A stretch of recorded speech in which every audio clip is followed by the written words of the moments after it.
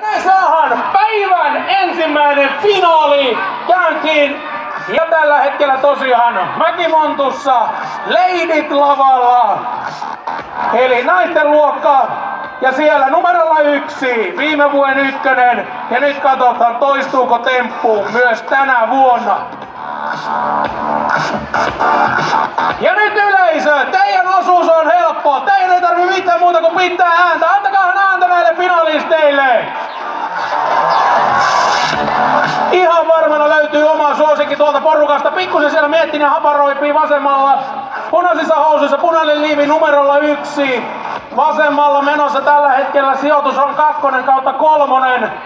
Eli tiukka vääntö, erittäin tiukka vääntö on luvassa.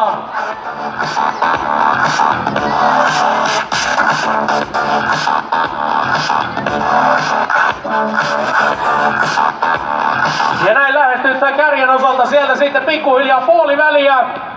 Näin on ensimmäinen kilpailija puolessa välissä ja yleisö antaa tähän väliin raikuvat väliaplodit.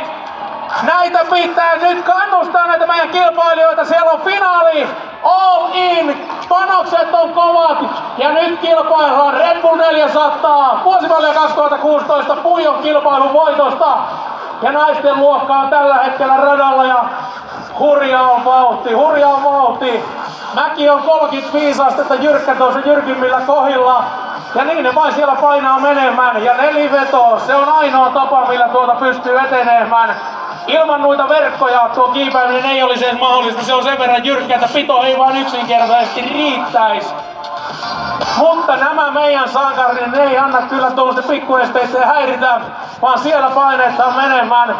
Ja nyt näyttää siltä, että kärkikaksikko siellä pikkusen ottaa eroa. Ja viime vuoden 1 on jäänyt sitten tuonne tällä hetkellä 5-10 sakkiin.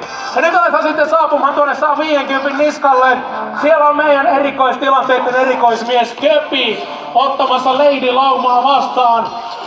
Otahan Köpi sieltä tilanne haltuun, aletaan katselemaan mikä siellä ylhäällä on meininki.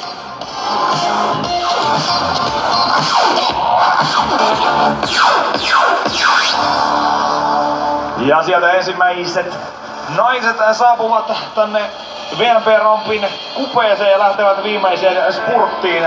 Näyttää siltä, että